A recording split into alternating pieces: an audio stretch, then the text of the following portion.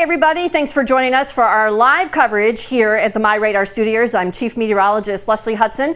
It is just a little bit past 5 o'clock on Tuesday, July 20th. Thank you so much, you guys, for taking time to spend some time with us today. We sure appreciate it, and we would definitely want you guys to enjoy the time while you're here. We'll get you updated on several things we're tracking today, and we'll let you know about that coming up in just a second. I am trying to connect the app, just so you know, Damien, it seems like it's not wanting to cooperate, so we'll see if it'll join here in a second. In the meantime, while that tries to get its act together, what we can do is show you another vantage point. We'll actually go skip past that, and we're going to go to Aaron, and then we'll come back to that, Damien. We'll see if it'll take its course, because for some reason our app, it's showing me here that it is synced, but it is not. So we'll come back. Hang on one second. Let me X out of all of this. And don't you guys love live stuff? Let me see. It says it's connected. Okay, so we'll get back to that, you guys. But in the meantime, of course, Aaron Jayjack, our resident storm chaser, one of the best guys in the business, is out and about today. He is in Manitoba in Canada, and he is going to be talking about the drought there, but also wildfires have been a problem there, Aaron, as of late. Yeah, so I've been here in Manitoba and the Canadian prairies. I was in Saskatchewan a couple of weeks ago as well, chasing severe weather, tornado warning there. But right now I'm in Wasagaming, Manitoba. It's right in the heart of Riding Mountain National Park here in Manitoba, central Manitoba. And the wildfires here in the Canadian prairie and all through Canada, into Alberta, BC, and then eastward, Saskatchewan, into Manitoba and Ontario have been really bad this year. And it's actually been kind of limiting my ability to chase storms. It's causing what's called capping inversions to be a little stronger. No storms not able to break through the cap, and the air quality issues. I've been using that new feature in the MyRadar app, the air quality index map that shows where the air quality is really bad at. And if you look today, it's really bad here in Manitoba. And if you look behind me, it looks kind of foggy out, but it's not actually fog. At least I don't think it's all fog. Most of it is smoke. And all through the southern part of the province, I've been smelling that smoke as we made our way here to Riding Mountain National Park. And those fires are actually happening up in the northeastern part of Manitoba, northwestern part of the Ontario province. And the winds have been just right now that they're coming from the east, northeast, and bringing that smoke with it. And as you can see behind me, it's really nasty here in the Canadian provinces with those wildfires. Yeah, so I know we were talking about how exceptionally dry it has been there, Aaron, and I'm going to show the app here in a second. But you talked about a little bit about that capping inversion. So for people that don't know, we'll just kind of do a quick debrief. As you get higher up in the elevation in the atmosphere, typically the air would get cooler, but you get an inversion and it does just the opposite. There's a little layer there that warms, and that kind of, as you said, shuts off the energy source for those storms to really get real high up. Now, how bad has the drought been where you are? And are you expecting more issues with the smoke? I know there's some air quality issues in the United States because of the wildfires that we've got going on here.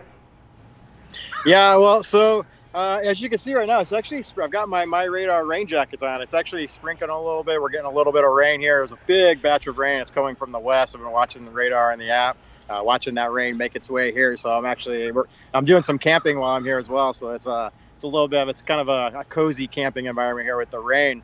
But it's been, really bad drought. Like, we haven't had very much rain at all, but just in the last week or so, the rain has started to pick up a little bit more. We had some rain the last couple of days in the southern part of the province. Saskatchewan's getting rain. And then I know there's some storms expected into the west in Alberta here in the next couple of days. So hopefully that's going to start breaking that drought. That I was watching the fields get soaking up that rain the other day, and I know the farmers are real happy that we're getting this rain here now in the prairies. Oh, I bet. And then, of course, you and I have been talking about while you're in Canada and we get a little further along in the calendar here, not too much longer, you'll be probably headed down here in the month of August and September once the height of tropical season starts to ramp back up. Yeah, that's right. So I'm watching those tropics, and thankfully right now for residents along the Gulf Coast, it's been quiet in the Atlantic and that development region. There hasn't been much going on, and it looks like that should continue for the next couple of weeks, be a little slow.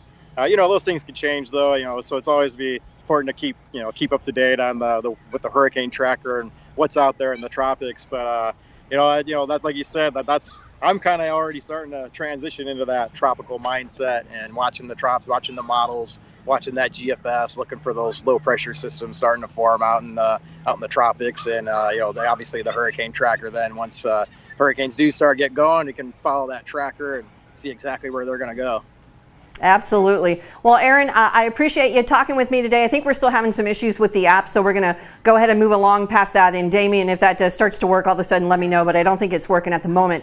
But we do have several things we're going to get to. And of course, we want to thank Aaron. We'll be talking to Aaron live again next week, of course, and of course, ongoing during this season. Thanks so much, Aaron, for stopping by and chatting with us today. Good luck out there. All right. See you guys. All righty. Well, since we were talking about wildfires in Canada, we also have wildfires here in the U.S. We know that it's wildfire season. The camera we're about to show you is in Las Vegas, Nevada. It is at the Allegiant Stadium there. And of course, right in the strip, the heart of the strip, there is not wildfire issues. Look at this beautiful picture, a live camera over in Las Vegas. However, Las Vegas has been one of those cities that has been dealing with triple-digit heat for most of the summer. They have shattered all kinds of records in Reno, Nevada, as well as many western states, and just not too far from here is big wildfire concerns. Now, besides that, even though it looks very pretty there, there has been, again, a lot of wildfire issues along 13 states have been declared serious areas with wildfire concerns all along those western states, but not there in Las Vegas. A beautiful start to their day, for their Tuesday, of course, and hopefully we'll get some rain out in those western states as well. Speaking of rain, though, we switch gears and take you over to the East Coast, and now we're up in the Northeast where there is a slight risk for severe weather today, and this is over in parts of the northeastern part of the country in Syracuse in upstate New York, and you can see the overcast clouds for sure. The rain has been holding off, but I'm going to show you the rain in just a second. There has been plenty of it in that region, and more is expected as we head into the next couple of days. But the other big signature we've been talking about this summer are the shelfies. Take a look at this summer shelfie that was caught in Keenersville, North Carolina, again, just from a few days ago.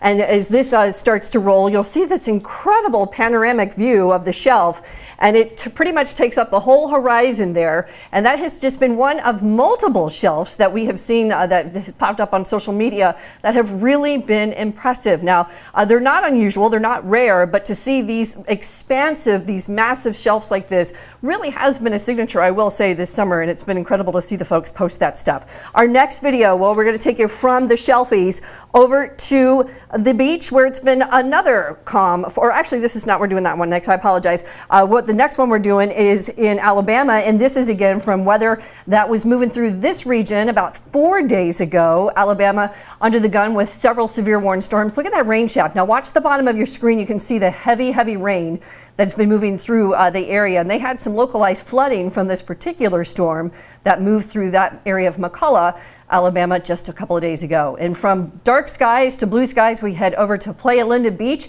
Our very own Jamie Martin capturing this beautiful picture over in Playa Linda, which is in Brevard County at the coast in central Florida. But as he pans to the camera, you can start to see some of those big clouds looming off in the distance. Of course, it would not be a summer without storms, and we certainly have seen plenty of those over the last couple of days here in the state of Florida. We'll get you updated on that forecast as well. But I'm going to begin with that risk of severe weather that could be an issue in the northeastern states. So as I mentioned, there is a slight risk. We'll go to the tropics in just a second, Damien, but we'll head over to WSI first and take a look at the northeastern part of the country. So there it is, the heavy storms moving right out of Canada and into parts of New York where there is a severe thunderstorm watch. And actually, there is a severe thunderstorm warning. You can see that polygon that's up until 5:45 p.m. There's actually 2 severe thunderstorm warnings right along the U.S.-Canadian border, and that is some pretty nasty weather that's moving into New York right now and expected to fill in through parts of Pennsylvania and then over into the New England states as we head into tonight. So several hours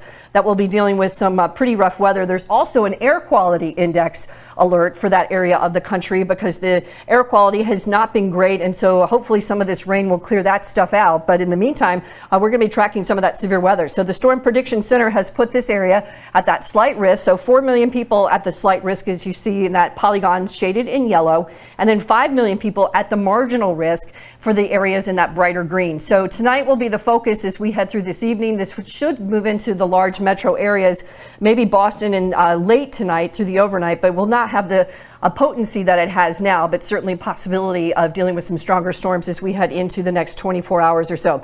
Besides that, we've also been watching a lot of weather across the midsection of the country. You can see those storms bubbling up across the western states.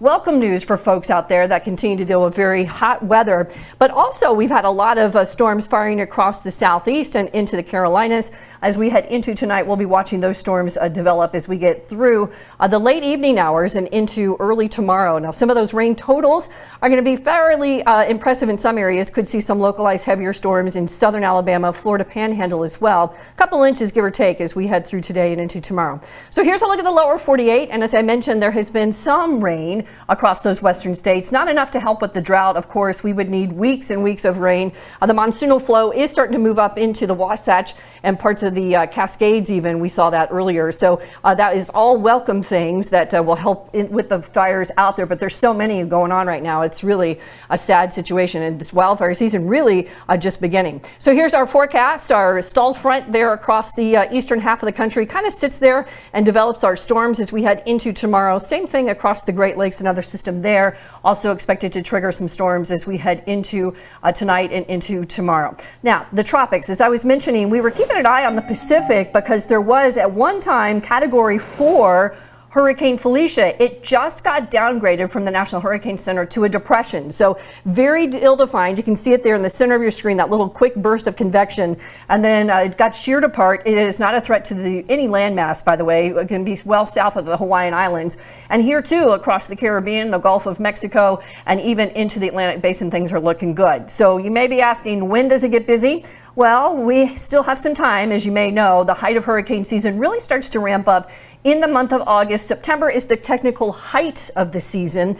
So we'll see that bell curve kind of ramp up as we get into September. And that's when we really start to see things get very busy. Of course, the tropical cyclones don't always follow this. This is historically and climatologically where we see the most development in the month of September. But really in August and even into early October, we can see quite a bit of activity as well. So if you're thinking, what is going on? Why is this season so quiet? Just remember, there is a lot left over in terms of weather, and we probably will see things ramp up here sooner than later. Well, have you had some swag, some MyRadar swag, you guys? I would love to show that to you. So what can you do to do that? Well, you can go to our store and buy a t-shirt. Yep, we have them on sale, you guys. The MyRadar store is at store.myradar.com. And with the Summer 10 discount, you get 10% off your order. And part of the proceeds of these t-shirt sales, by the way, will go to Feeding America. So we certainly hope you guys will take time to do that. We would love to show those to you